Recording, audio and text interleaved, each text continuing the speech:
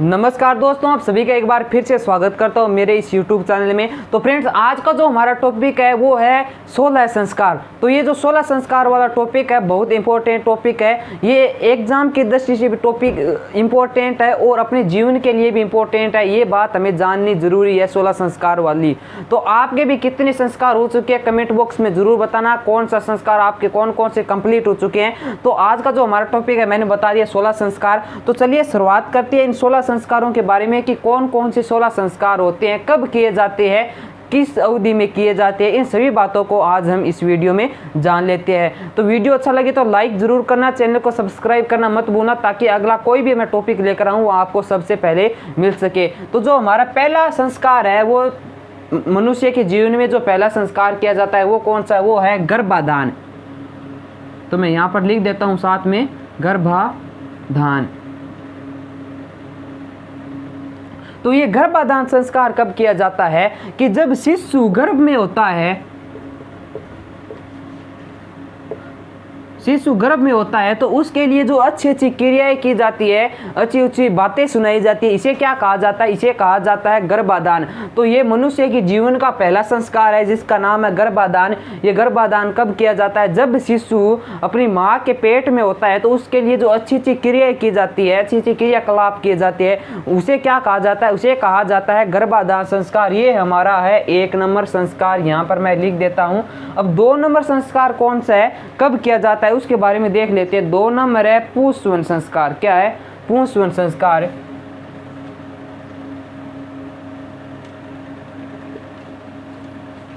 तो ये पुंसवन संस्कार कब किया जाता है, जब गर्भ में कोई बच्चा होता है और जब पुत्र प्राप्ति के लिए भगवान से आराधना की जाती है तो उसे क्या कहा जाता है, उसे कहा जाता है पुंसवन संस्कार। यानी पुत्र प्राप्ति के लिए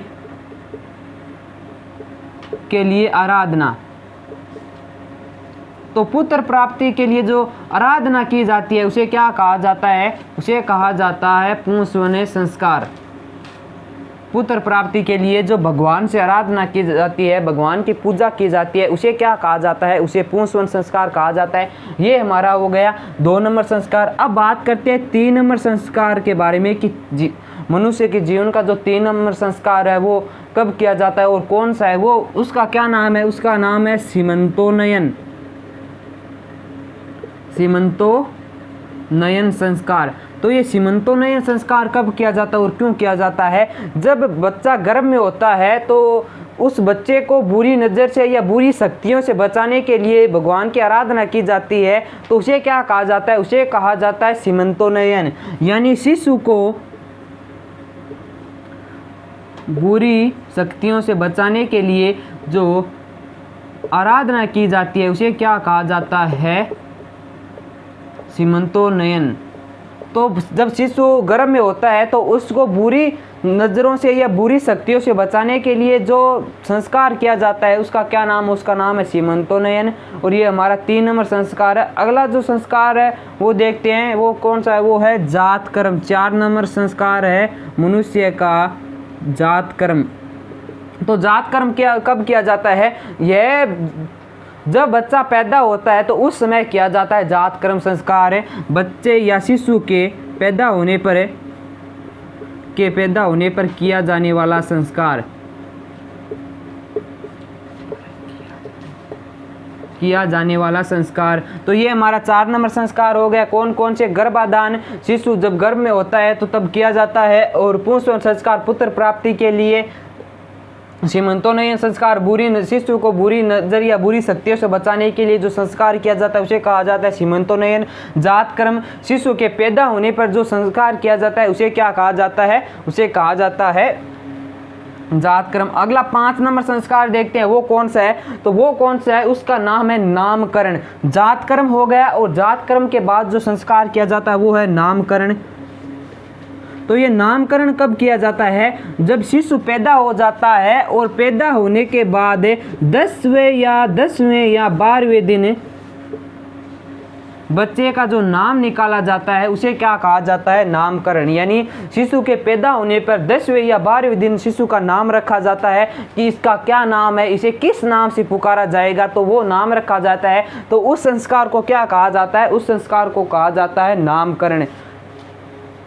तो हमारा 5 नंबर संस्कार हो गया, आपको समझ में आ गया होगा नामकरण संस्कार। अगला जो देखते हैं वो कौन सा है? वो है निष्क्रमण। निष्क्रमण। तो ये जो निष्क्रमण संस्कार है ये कब किया जाता है? जब शिशु 4 या 5 महीने का हो जाता है। कितना समय का? 4 या 5 महीने।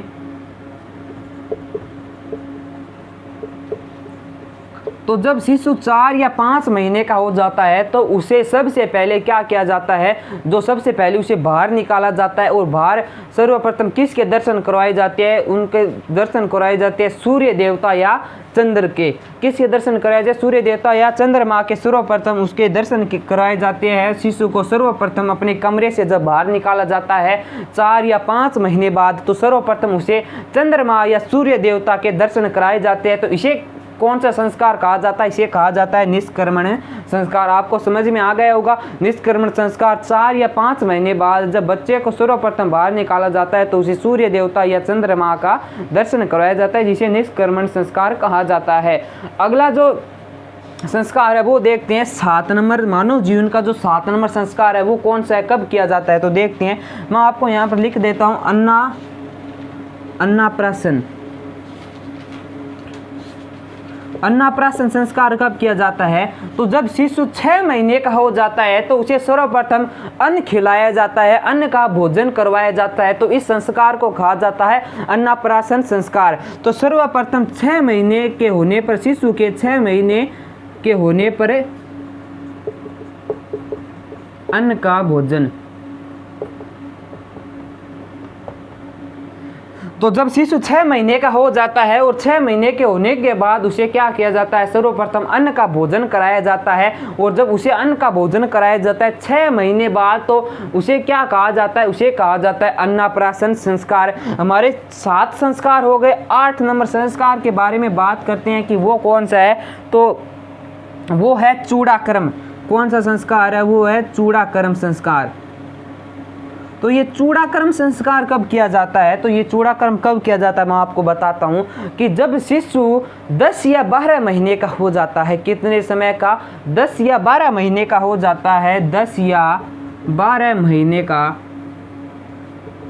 तो उस शिशु के क्या किए जाते हैं? बाल काटे जाते हैं और बाल काटने के बाद उन बालों को अपने आराध्य देवता के चढ़ाए जाते हैं। तो इस संस्कार को कहा जाता है चूड़ाक्रम। 10 या 12 महीने के होने पर बाल काटना। और इसे चूड़ाक्रम संस्कार का एक और अन्य भी नाम है, जिसका क्या है? उसे क्या कहते हैं? उसे जड़ूला भी कहते हैं। क्या? जड़ूला। इसे जड़ूला संस्कार भी कहा जाता है। मैं बात कर रहा हूँ चूड़ाक्रम संस्कार की, जो शिशु के 10 या 12 महीने यानी एक साल का हो जाता है शिशु, तब क्या किया जाता है? उसके बाल काटे जाते हैं। इसे जड़ूला भी कहा जाता है, जड़ूला उतारना भी कहा जाता है। फिर उन बालों को जो अपना आराध्य देवता होता है, उन आराध्य देवताओं के आगे चढ़ाया जाता है। तो ये हमारा 8 नंबर संस्कार हो गया चूड़ाक्रम। तो मैं इन संस्कारों को मिटा रहा हूँ क्योंकि बोल्ड भर चुका आपको दिख रहा है। आप इसका स्क्रीनशॉट लेना चाहे तो ले सकते हैं, क्योंकि आगे आपको कभी भी काम आ सकता है। तो आप स्क्रीनशॉट ले लीजिए। बाद में आगे जो और इम्पोर्टेंट संस्कार है वो देखते हैं।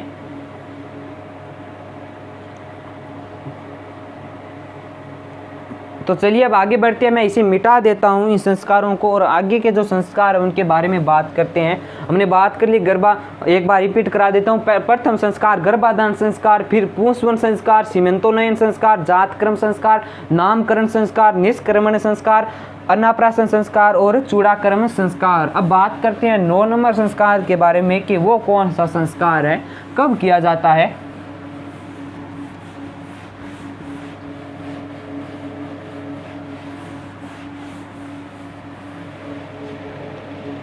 तो जो 9 नंबर संस्कार है उसका क्या नाम है? उसका नाम है कर्णवेद्य। क्या नाम है? कर्णवेद्य। कर्णवेद्य। तो ये कर्णवेद संस्कार कब किया जाता है? तो इससे तो हमें नाम, इन संस्कार के नाम से ही पता चल रहा है, कर्ण का नाम साथ में है यानी कान। तो जब शिशु 3 या 5 वर्ष का हो जाता है तो उसके कान बिंदाए जाते हैं, यानी शिशु की आयु है वो 3 या 5 वर्ष होगी और 3 या 5 वर्ष होने पर उसके कान बिनाए जाते हैं। तो उस संस्कार को क्या कहा जाता है? उस संस्कार को कहा जाता है कर्णवेद्य संस्कार। 9 नंबर संस्कार हमारा है कर्णवेद्य। कब किया जाता है? 3 या 5वें वर्ष बच्चे के जन्म के 3 या 5वें वर्ष सर्वप्रथम उसके कान बिंदाए जाते हैं, उस संस्कार को कहा जाता है कर्णवेद्य। तो अब अगला जो 10 नंबर संस्कार है बच्चे का या मानव जीवन का, वो कौन सा? वो है विद्यारंभ। क्या है? विद्यारंभ। तो ये संस्कार कब किया जाता है? ये संस्कार किया जाता है जब शिशु पढ़ने के लायक हो जाता है, यानी 5 वर्षों के बाद उनका जो दिमाग बड़ा हो जाता है, थोड़ा तो पढ़ने के वो लायक हो जाते हैं। तो उस समय क्या किया जाता है? गुरु को बुलाकर उसे गुरु के समक्ष बैठाकर अक्षर ज्ञान करवाया जाता है। बैठाकर अक्षर ज्ञान।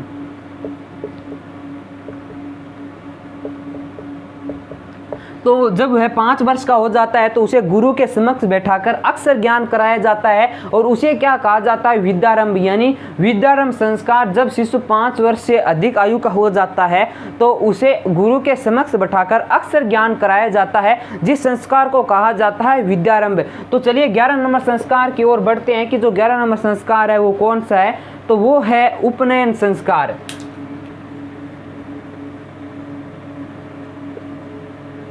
तो उपनयन जो संस्कार है ये कब किया जाता है, इसके बारे में जान लेते हैं। तो फ्रेंड्स ये उपनयन संस्कार किया जाता है कि जब गुरु के समक्ष बैठाने के बाद एक अक्षर ज्ञान करवाया जाता है, घर पर बुलाकर गुरु के समक्ष बैठाकर बच्चे को अक्षर ज्ञान करवाया जाता है और फिर उस बच्चे को गुरु के साथ गुरु के आश्रम में भेज दिया जाता है शिक्षा प्राप्त करने के लिए। तो जो उसे गुरु के साथ भेजा जाता था तो उस संस्कार को क्या कहते हैं? उस संस्कार को कहते हैं उपनयन, यानी गुरु के साथ शिशु को भेजना या बालक को भेजना, गुरु के साथ बालक को आश्रम भेजना।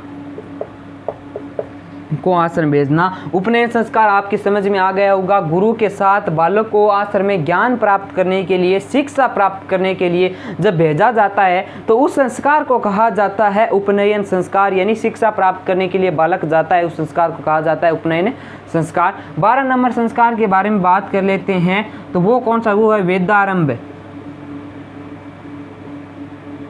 वेदारंभ संस्कार ये कब किया जाता है? जब बालक को गुरु अपने आश्रम में वेद की शिक्षा देते हैं तो उससे पहले वह एक होम करते हैं या एक मान लीजिए होम करते हैं, तो उस होम को क्या कहा जाता है? उसे कहा जाता है वेदारंभ। यानी वेद को पढ़ने से पहले जो भगवान की आराधना की जाती है उसे क्या कहा जाता है? वेदारंभ। उस संस्कार को कहा जाता है वेदारंभ। शिशु को गुरु अपने समक्ष बैठाकर भगवान की स्तुति कराता है वेद पढ़ाने से पहले, तो उस संस्कार को कहा जाता है वेदारंभ। 12 नंबर संस्कार हो गए। अब बात करते हैं आगे के जो संस्कार है वो कौन सी है?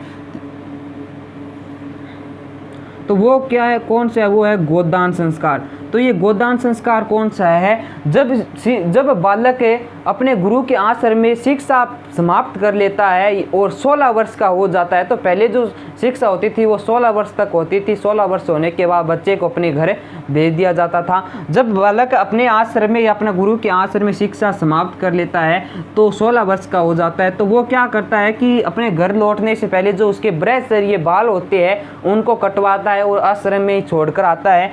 तो ब्रह्मचर्य बालों को कटवाकर आश्रम में छोड़ना।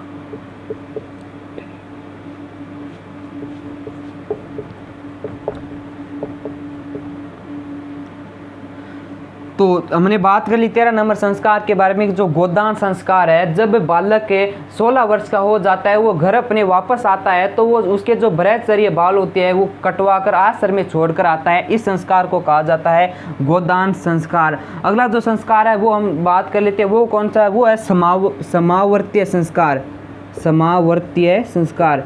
तो ये समावर्तीय संस्कार किया जाता है। जब बालक अपनी शिक्षा पूरी कर लेता है तो बालक अपने गुरु को गुरु दक्षिणा देकर अपने घर लौटता है, तो इस गुरु दक्षिणा देने वाले संस्कार को क्या कहा जाता है? समावर्तीय संस्कार कहा जाता है। यानी बालक ने अपनी शिक्षा पूरी कर ली और वह अपने वापस घर जा रहा है, वह अपने गुरु से आशीर्वाद लेकर और गुरु की गुरु दक्षिणा देकर अपने घर को लौट जाता है, तो इसे क्या कहा जाता है? समावर्तीय संस्कार, गुरु दक्षिणा देकर घर लौटना। तो अब आगे बात करते हैं 15 नंबर संस्कार के बारे में, वो कौन सा है? तो 15 नंबर जो संस्कार है वो है विवाह संस्कार। कौन सा संस्कार है? विवाह संस्कार। तो ये संस्कार कब किया जाता है? ये जब बालक आश्रम से अपने घर लौटता है वापस से, तब उसको क्या किया जाता है? उसका विवाह किया जाता है। आश्रम से घर लौटने पर उसका विवाह कर दिया जाता है। तो आश्रम से घर लौटने पर, मैं लिख देता हूँ थोड़ा, आश्रम से घर लौटने पर विवाह किया जाता है। तो आश्रम से घर लौटने पर बच्चों का जो बालक आते हैं उसका विवाह कर दिया जाता है, तो इस संस्कार को कहा जाता है विवाह संस्कार। आप में भी किस किस का विवाह हुआ, कमेंट बॉक्स में ज़रूर बताना कि आपका यह विवाह वाला संस्कार हो चुका है, किस किस का हो चुका है, अपने कमेंट मेरे कमेंट बॉक्स में ज़रूर बताना। आगे 16 नंबर संस्कार के बारे में बात करते हैं, जो मानव जीवन का आखिरी संस्कार है, इसके बाद उसके सारे संस्कार खत्म हो जाते हैं। वो कौन सा संस्कार है? वो है अंत्येष्टि। तो ये अंत्येष्टि क्या है? ये मानव जीवन का सबसे आखिरी और अंतिम संस्कार है, जिसका नाम है अंत्येष्टि। तो जब व्यक्ति की मृत्यु हो जाती है और उसको ले जाकर उसका दाह संस्कार किया जाता है, तो उसी दाह संस्कार को कहा जाता है अंत्येष्टि। इस संस्कार के बाद व्यक्ति का कोई और आदमी का कोई संस्कार हो ही नहीं सकता, क्योंकि यह आखिरी संस्कार है। इसके बाद संस्कार की कोई बात ही नहीं उठती, क्योंकि उसके सारे संस्कार हो जाते हैं। तो जो अंत्येष्टि है वो आखिरी संस्कार है। इसका जब व्यक्ति मृत्यु होने के बाद उसे ले जाकर उसका दाह संस्कार किया जाता है, तो इसे कहा जाता है अंत्येष्टि। तो ये जो मैंने आपको बताया, ये हमारे जीवन के भारत के अंदर जो 16 संस्कार है वो है। इन सब आपको वीडियो कैसा लगा मुझे लाइक करके ज़रूर बताना, कमेंट बॉक्स में ज़रूर बताना, और मेरे चैनल को सब्सक्राइब करना मत भूलना। धन्यवाद दोस्तों, जल्द मिलते हैं अगले वीडियो में एक नए टॉपिक के साथ।